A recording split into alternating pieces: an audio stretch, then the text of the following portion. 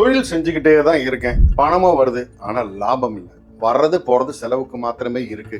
இது எப்படி சரி பண்ணி என்கிட்ட நிறைய பணத்தை வர வைக்கிறது அப்படின்னு யோசிக்கிறவங்களுக்கும், நான் வேலைக்கு போய்கிட்டு இருக்கேன், நல்லா ஒர்க் பண்றேன், ஹார்ட் ஒர்க் பண்றேன், ஆனா எனக்கு ப்ரொமோஷனே கிடைக்கல, நான் அப்படியே தான் ரொம்ப வருஷமா இருக்கேன், எனக்கு எப்படியாதான் ப்ரொமோஷன் கிடைக்கும் அப்படின்னு யோசிக்கிறவங்களுக்கும், என்ன பண்ணாலும் கல்யாணத்துக்கு ஆளே கிடைக்க மாட்டேங்குது, எல்லா ஜாதகம் பொறுத்தது கடைசி நேரத்தில் தடையாகுது அப்படின்னு யோசிக்கிறவங்களுக்கும் ஒரு வரப்பிரசாதமான நாள் தான் இந்த சித்திரை மாசம் வரக்கூடிய சித்ரா பௌர்ணமி. சைராம் வணக்கம். என்ற தினம் சிறப்பான தினமாக அமைய என் வாழ்த்துக்கள். சித்ரா பௌர்ணமி என்றது சாதாரணமான ஒரு நாள் கிடையாது, ரொம்ப விசேஷமான நாள். இது பெரிய பலன் இருக்கக்கூடிய ஒரு நாள். ஒரு முறை என்ன பண்ணாங்களாம், உலக மக்கள்லாம் இந்த எல்லா பாவ புண்ணியம் எல்லாம் பண்றாங்க, ஆனா எது பாவம் எது புண்ணியம்னு யாருக்கு தெரியல, என்ன பண்றதே தெரியல, அப்படி ஒரு கன்ஃபியூஷன்ல இருக்காங்க. அப்படி இருக்கும்போது என்ன பண்றாங்கன்னா, பார்வதி தேவி சிவன் கிட்ட கேட்கறாங்களாம், இதெல்லாம் நம்ம எப்படி தெரிஞ்சுக்கிறது, இது எப்படி சரி பண்றது அப்படின்னு பேசிட்டு இருக்கும்போது சிவன் என்ன பண்ணாராம், ஒரு தங்கத்தட்டு கொண்டு வர சொல்றாராம். அதுல இவர் ஒரு டிராயிங் வரைகிறார், அவர் ஒரு உருவத்தை வரைகிறார், வரைஞ்சி அந்த உருவத்துக்கு உயிர் கொடுக்கிறார். அதுதான் சித்திரம் குழந்தையாக பிறந்து சித்திரகுப்தனாக பெயர் மாறுது. அப்போ என்ன பண்ணுறாங்கன்னா, அவர் அந்த குழந்தைய தூக்குறாங்க, சித்திரகுப்தரை தூக்கி அவர் என்ன பண்ணுறாருன்னா, அவருக்கு சக்தியை கொடுத்து சிவன் உபதேசம் பண்ணி அவர் என்ன பண்ண சொல்கிறாருன்னா, மனிதர்களோட பாவ புண்ணிய கணக்கை எழுத சொல்லி சொல்கிறாரு. இப்படி நடக்கும்போது இந்திரனுக்கும் இந்திராணிக்கும் பார்த்தீங்கன்னா, அவங்களுக்கு வாழ்க்கையில் நிறைய பிரச்சனைகள் இருக்குது. அந்த குழந்தை பாக்கியம் அப்புறம் ப்ராப்ளம் வரும்போது அது எங்களுக்கு வேணும் அப்படின்னு சொல்லி, எங்களுக்கு ஒரு குழந்தை வேணும்னு சொல்லிட்டு சிவனை நினச்சி தவம் இருக்காங்க. சித்திரகுப்தரையும் அவங்களுக்கு குழந்தைய பிறக்க சொல்லி சொல்கிறார். அப்போ சித்திரகுப்தரை போய் காமதேனுவோட வயிற்றில் போய் உட்காந்து அவங்களுடைய கணக்குகளை பார்க்குறாராம்.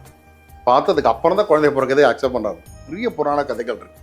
சித்திரகுப்தர் அவ்வளோ ஒரு விசேஷம், ஓகேங்களா. அவருக்கு உலகத்திலேயே கோவில், தனி கோவில் அப்படின்னு அமைஞ்சிருக்கிறது காஞ்சிபுரத்தில் மட்டும்தான். அவருடைய கோவிலுக்கு போனால் என்ன நடக்கும் அப்படின்னா, எனக்கு எந்த பலன் கிடைக்கும், சிவனை கும்பிட்டா ஞானம் கிடைக்கும், பெருமாளை கும்பிட்டா காசு கிடைக்கும் அப்படின்னு ஒவ்வொன்றும் சொல்கிறோம். ஆனால் சித்திரகுப்தரை கும்பிட்டால் எல்லாமே கிடைக்கும். அது தெரியுமா? ஏன்னா பாவம் போச்சுனாலே எல்லாமே வந்துருச்சுன்னு அர்த்தம். புரியுதுங்களா? ஸோ தொழில் செய்கிறவங்க சித்திரகுப்தரை, அந்த காஞ்சிபுரத்தில் போய் இருக்க சித்திரகுப்தரை போய் கும்பிட்டால் அவங்களுக்கு அந்த கால்குலேட்டிங் மைண்டு பர்ஃபெக்டாக இருக்குமா. அதே போல் ஒரு ஹையர் அஃபிஷியல் இருக்கிறவங்க சரி ரெஸ்பெக்ட் தரல, ப்ரொமோஷன் தர மாட்டாங்கன்னு சித்திரகுப்தரை வணங்கினா அந்த தடையை நிவர்த்தி பண்ணி கொடுப்பாராம், திருமண தடையை உடைப்பாராம். அவ்வளோ ஒரு ஸ்பெஷல் சித்திரகுப்தர். அதுவும் அவருடைய அவதார நாளே என்னைக்குன்னா, அவன் அந்த சொன்னல அந்த டிராயிங் வரைஞ்சாங்கன்னு, அது வரைஞ்சி அவருக்கு உயிர் கொடுத்த நாள் சித்ரா பௌர்ணமி அன்னைக்கு தான். அந்த சித்திரை மாதம் வரக்கூடிய பௌர்ணமி இப்போ வருது. ஸோ அந்த சித்திரை பௌர்ணமி எந்த காரணம் கொண்டு மிஸ் பண்ணாதீங்க.